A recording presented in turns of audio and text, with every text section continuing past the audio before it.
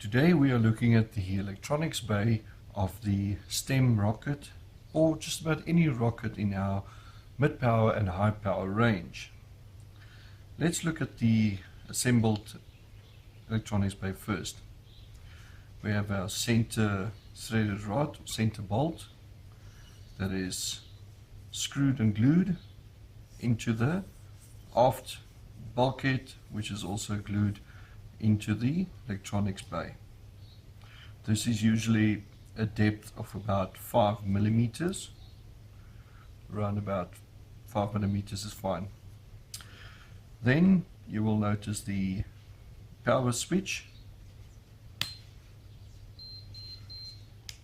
for switching on the electronics, and this is mounted within the first half, and that is also the aft half of the electronics bay. So I usually make a line at halfway through the electronics bay and then cut a slot large enough for the switch to fit into. You will see various holes here. Because this electronics bay is used in multiple rockets, the breather hole for the electronics is not always in the same place. So you will see multiple holes. If the electronics bay is used in only one rocket, there should be only one hole that lines up with a hole on the outside of the body tube that fits over the electronics bay. Now on the front, or the forward side, we have the forward bulkhead, which has the brass eye or screw eye that we connect our parachute to. It has the washer and the nut that screws onto the center bolt to actually hold the assembly together.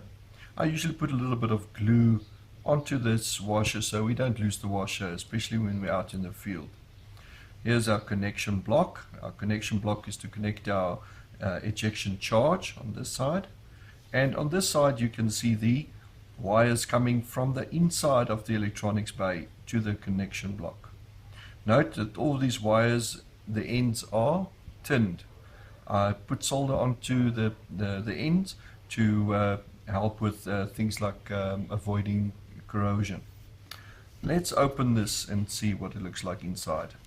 This is only turned on by hand, so I usually don't use a lot of force hooking this up, and I don't generally use a spanner or anything like that, or a wrench to screw in this this nut, okay, onto the bolt. Right, let's put that aside. We just pry this off. There we go. And we can see here is our electronics mounting plate inside here. And as we pull that out, you'll see there are several wires inside here.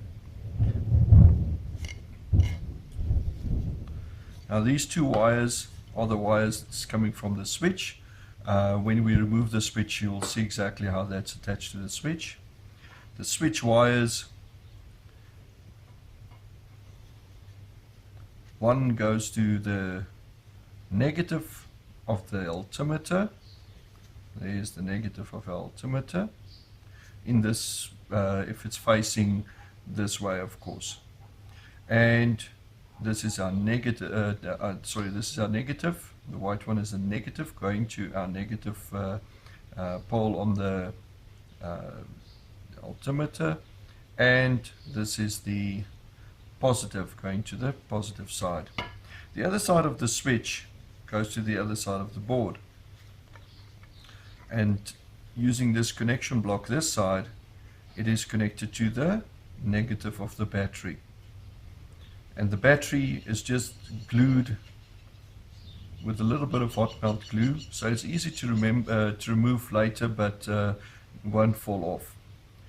And this is just a normal battery clip that's on here that makes replacing the battery simple. Right. Now, Let's have a look at the alternator connections for the ejection charge. Since the STEM rocket has only one ejection charge, we connect the wires from the connection block on the forward bulkhead to the A and the positive. So in other words, the common, which is the center terminal, to the A, which is the apogee, or usually the first deployment. Now let's disconnect all these and see how it fits together.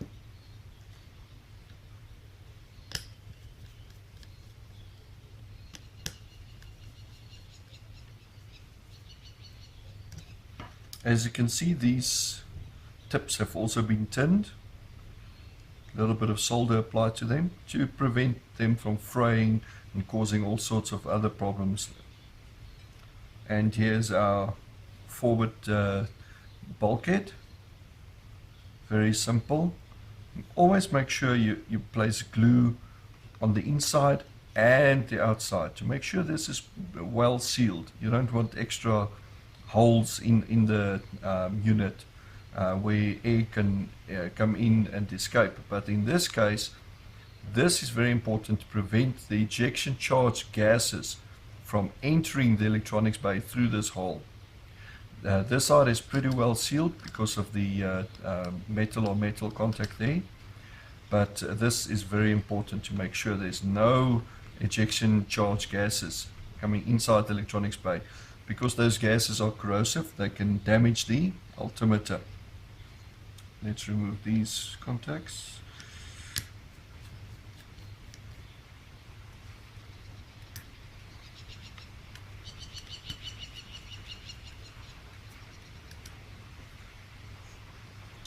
On this side.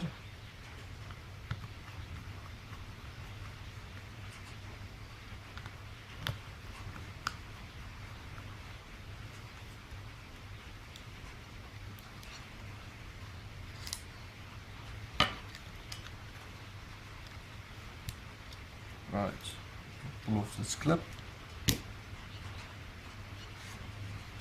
So on this side of the board, with the slot here facing aft, because this is to allow for the bolt and the washer, or sorry, the nut and the washer on the bolt here on this side, to have a little bit of room so this board can seat all the way down. And the altimeter is just attached with a little bit of hot melt glue, so it's easy to remove if it needs to go in for repair, or if you want to replace it or use it in another rocket for whatever reason. So that is very simple, just in the corner on the board.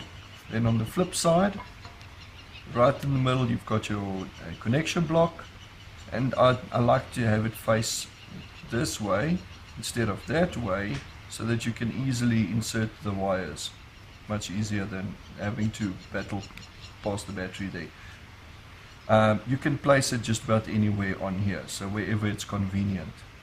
Then the battery, I like placing it with the terminals forward, and the battery of course as far forward as possible, so that you can get your center of gravity moving forward more easily. Then you will notice it says alkaline. Alkaline is the only type of batteries that you can use when you are using 9-volt batteries with these altimeters. You can also use lithium polymer batteries or lithium ion batteries, which are rechargeable, but make sure that you follow the manual's suggestions on voltage and usage. Right, let's remove the power switch so we can see how this power switch is connected. So we're just going to pop it out here without breaking it. All right.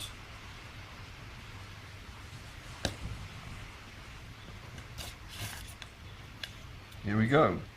So there's just a rough slot that was cut for the power switch. I like to have the power switch facing forward, so that when you switch it on, it is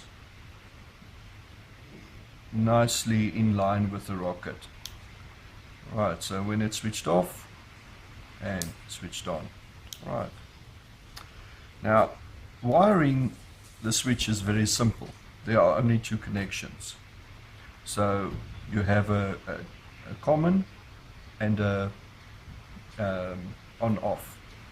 So on a different switch you might have three, which will have a common and an off to one side and an on to the other side, or whatever. But for these switches, just as it is here, make sure you solder it very well so these wires cannot come off. If you do have shrink sleeve, it's also a good idea to put some shrink sleeve on here, solder this on, and then move the shrink sleeve over and shrink it over these connections, just to protect these connections and the wires from all the bending stress.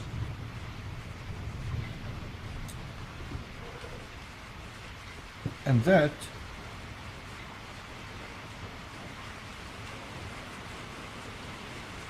is what you have in the electronics bay.